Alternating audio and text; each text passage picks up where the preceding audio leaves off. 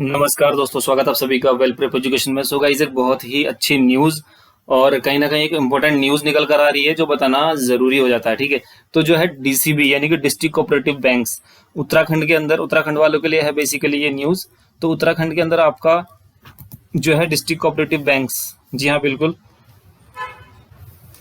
आपके जो भी डिस्ट्रिक्ट कोऑपरेटिव बैंक्स हैं उनके मर्जर की तैयारी जो है कह सकते हैं कहीं ना कहीं स्टार्ट होने वाली है। बिल्कुल, डिस्ट्रिक्ट कोऑपरेटिव बैंक्स इनका जो है मर्जर की तैयारी, जैसे कि सभी कुछ मर्ज हो रहा है धीरे धीरे करके, सारी ऑर्गेनाइजेशन वेदर इट इज़ भी बैंक्स और कुछ भी हो, तो वो सारी चीज़ें मर्जर की मार झेलनी पड़ रही है। तो कहीं ना कहीं डिस्ट्रिक्ट कोऑपरेटिव बैंक्स के साथ भी ये होने जा रहा है। ठीक है, तो आरबीआई का सर्कुलर आप लोगों को दिखाते हैं सबसे पहले।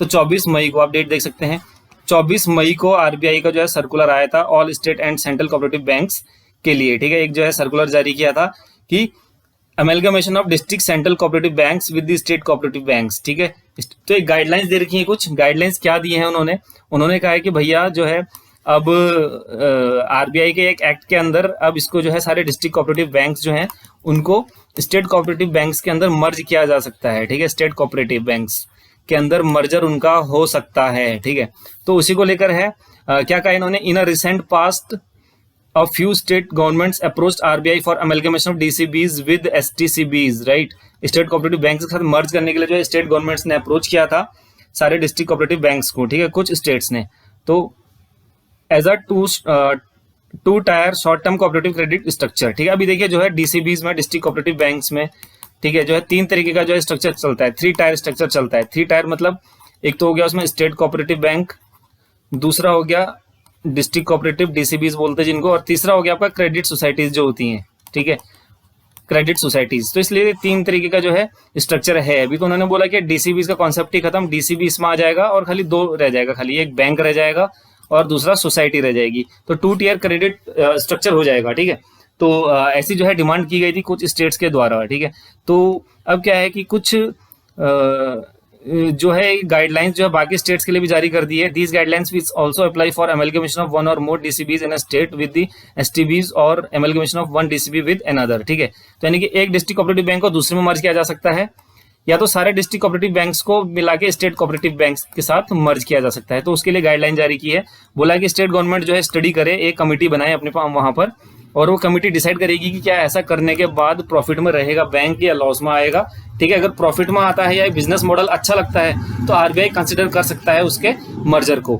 ठीक है, तो ये जो है जारी किया गया था, और जो शेयर होल्डर्स हैं उनका भी जो है एग्रीमेंट बिल्कुल चाहिए, वो भी अप्रूव करें, जो भी उसके बोर्ड मेंबर्स हैं वो भी अप्रूव करें इसको स्टेट कोऑपरेटिव बैंक के साथ मर्ज होने को लेकर। ठीक है, तो उसके बाद जो है उत्तराखंड ने जो है जारी एक जो है एक कमेटी बना दी है। ये आज का जो है न्यूज़पेपर है हिंदुस्तान का, उसमें काफ़ी अच्छी जो है ये न्यूज़ है। डीसीबी को राज्य सहकारी बैंक में मर्ज करने की तैयारी। ठीक है, जिला सहकारी बैंकों को राज्य सहकारी बैंक में मर्ज करने की तैयारी चल रही है। इसके लिए एक समिति का भी गठन कर दिया गया है जो एकीकरण से होने वाले नफे नुकसान की पड़ताल करेगी। ठीक है, तो कमेटी बना दी गई है। ठीक है, एक ऐसी एक समिति बना दी है इन्होंने। इस समिति में कौन कौन रहेगा, इसमें जो है नाबार्ड है, ठीक है, एक जो है कोई बैंक का मेंबर रहेगा, बैंक की तरफ से कोई रिप्रेजेंटेटिव रहेगा, ठीक है, और एक एक्सपर्ट रहेगा जो उसमें हेल्प करेगा। तो एक कमेटी जो है गठित तो हो चुकी है बिल्कुल। ठीक है, इसके बाद जाकर अंतिम फैसला लिया जाएगा। अब देखना ये है कि कमेटी क्या रिजल्ट निकालती है, कि अगर एक अच्छा बिजनेस मॉडल डेवलप होता है तो बिल्कुल ये बहुत ही अच्छी गुड न्यूज़ है, क्योंकि डिस्ट्रिक्ट कोऑपरेटिव बैंक्स फिर स्टेट कोऑपरेटिव बैंक्स में मर्ज हो जाएंगे, तो फिर तो ये स्टेट की ही नौकरी समझिए इसको, जो लोग इसमें नौकरी कर रहे हैं और काम करने वालों के लिए भी अच्छा हो जाएगा कहीं ना कहीं। हालांकि प्रमोशन स्लो हो जाएंगे क्योंकि सारे के सारे एम्प्लॉयज फिर स्टेट कोऑपरेटिव के हो जाएंगे, डिस्ट्रिक्ट कोऑपरेटिव की बजाय।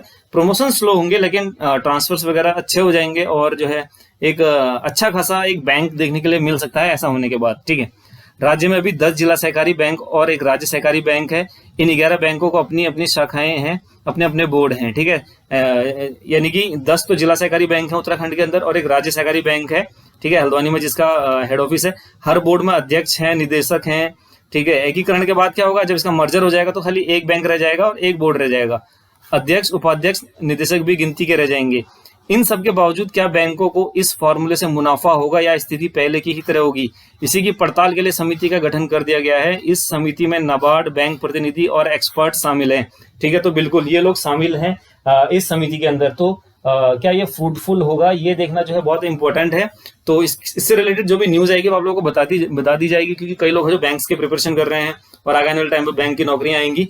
तो बिल्कुल ठीक है। तो डीसीबी जो है उत्तराखंड के कैंडिडेट्स को काफ़ी इंतजार रहता है, क्योंकि 4 साल में वैकेंसी आती है वैसे, लेकिन जब रिक्वायरमेंट होती है तो वैकेंसी ये लोग अर्ली भी रिलीज कर देते हैं। ठीक है। तो अगर ऐसी कोई भी न्यूज़ आती है तो इस बैंक से रिलेटेड बिल्कुल आप लोगों को अपडेट किया जाएगा।